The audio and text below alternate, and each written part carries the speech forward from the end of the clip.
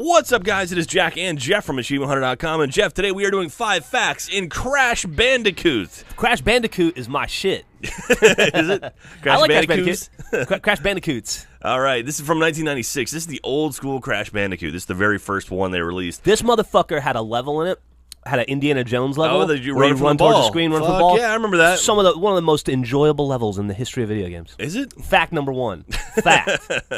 Yeah, this was sort of Sony's attempt to get a character, right? Like to get like it was their Mario. Yeah, well, their Mario or their Sonic. Sony wanted their own character, so they tried really hard. I remember they had those commercials with Crash Bandicoot walking around with a megaphone. Yeah, the guy in like that costume. And I just remember at one point he pushes a woman out of a car, doesn't he? And he says, "Tuck and roll, Grandma." I don't remember that. I think so. That could be. I could be wrong, but there's. I'm sure you're right. I want to say something like that. But anyway, we got 5 facts in this game. Let's go through them now. They're really, really long. Here we go.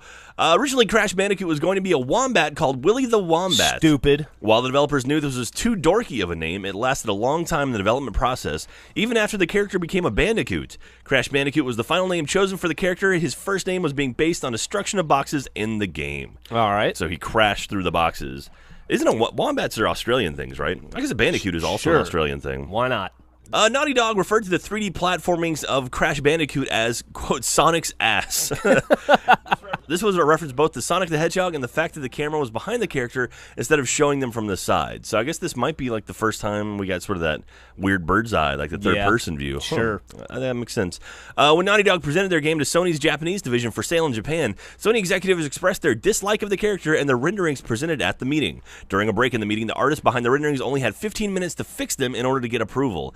Her efforts proved to be effective as Sony Japan agreed to purchase the game after the changes were made. I'd like to see what it looked like before. Wow. Yeah, no kidding.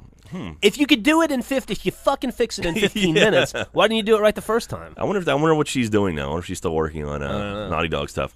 In the Japanese version of Crash Bandicoot, some other aspects were changed to please the game's audience. Different music was used for the boss fights, and the game's difficulty was increased in certain sections. An example of this is the Papu Papu fight in the beginning of the game. In the Japanese version, it takes 2 more hits to bring him down, and he swings his club much faster than in other versions. You know, I always hit him 2 extra times anyway. Yeah, just like while he was down. Let's go ahead and knock him down.